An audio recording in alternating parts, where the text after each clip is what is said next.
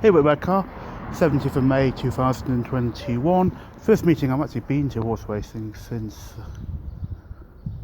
February 29th last year. Just like they're going to a Cleveland hotel if I turn back. It's alright. If I turn right way around, it'll be handy. See that. Nice little Willow pub I drank in Redcar a few years ago. Nice place. I go to Rita's Pantry after racing for a pint.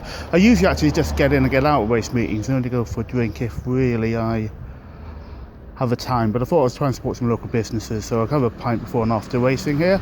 Came down the train via Middlesbrough. Cheap ticket actually, one to Redcar here, one way each way, just over £5 each way. A nice ticket. A nice journey via Sunderland. Luckily you don't have to get off in Sunderland, and it's a nice journey as you can see. I'm going to try and put some stuff up on the video. A nice journey on the east coast. It's nicer, cheaper as well. Not cheaper than going via Darlington to Redcar's a little quicker, but it's a lot cheaper. A nicer journey, I think, if you've got the time. This way, anyway, it was a nightmare of trying to look at horses. Went for quite a long plough for a maiden race, and of course one of the horses I was about to show, he says no runner. Doing that last night, that was fun. Anyway, cheers. This is the fourth time I've been to Redcar Racecourse. I've been to a May 2015 and 2016 Zetland Cup, and in October 2018 to the only listed races, which are run on the same day, which are the Cheerio Trophy and the Gisborough Stakes. The Straight Mile Series Final is also run on that day. This map here shows where Redcar is located in the north of Yorkshire. This second map shows the location of the Cleveland Hotel and the racecourse. The other pub I mentioned, Rita's Pantry, ended up not making after racing, or I did say I was planning to in the video. Partly it was due to an 8-race card, and partly deciding I knew where the right direction was before realising I didn't. In the end though, probably needing to have a QR code scanned and other customers expecting to be served in the pub, I would have just had about 20 minutes to drink a pint before my advance train ticket, and I really want to drink a pint that quickly. I can though recommend the pub, which is located where it says Redcar Beacon, north of Redcar Central Station. The last two races were only 125 minutes apart, as the saying was next to a race put in, and I don't remember seeing that before the meeting two races so close together.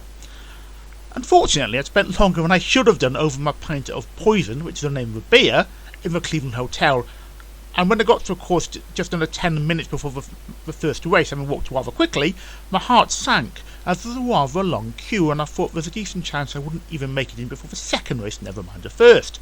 However, Redcar got things moving well. The first race was delayed by a few minutes, and I even managed to see that race.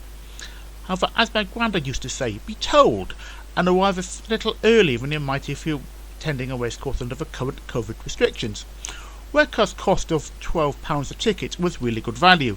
Tracks like Chester, Newcastle and York are offering, in my view, at least one race meeting at poor value prices. The first time I went to a track in 2015 was a rather dramatic red and white colour scheme on the stands, which I was pleased to see wasn't there in 2016, and frankly it was rather garish.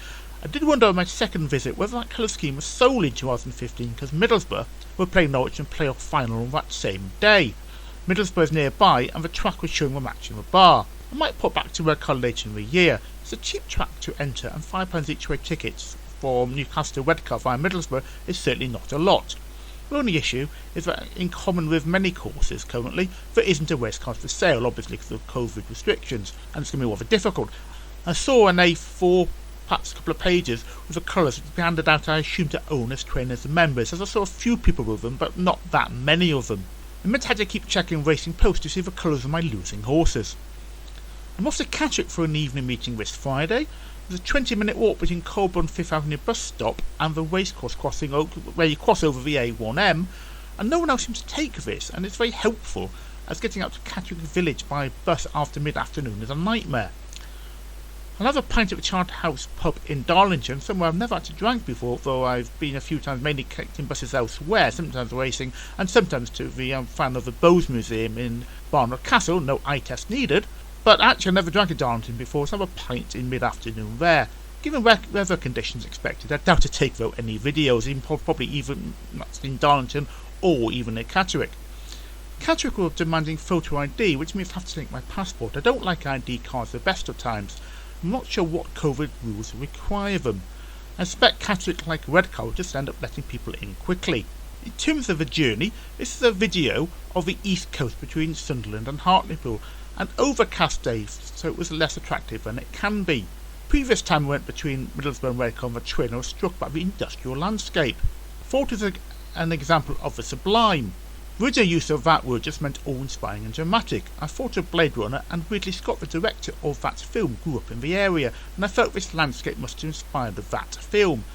I looked this up online a few days before travelling down, and Ridley Scott's Wikipedia page actually says the influence is West Hartlepool, which is a little further north.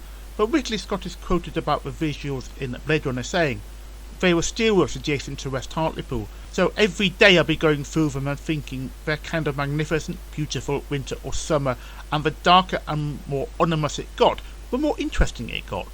Now, so the second video I'm showing here is the industrial landscape I'm talking about between Middlesbrough and Redcar.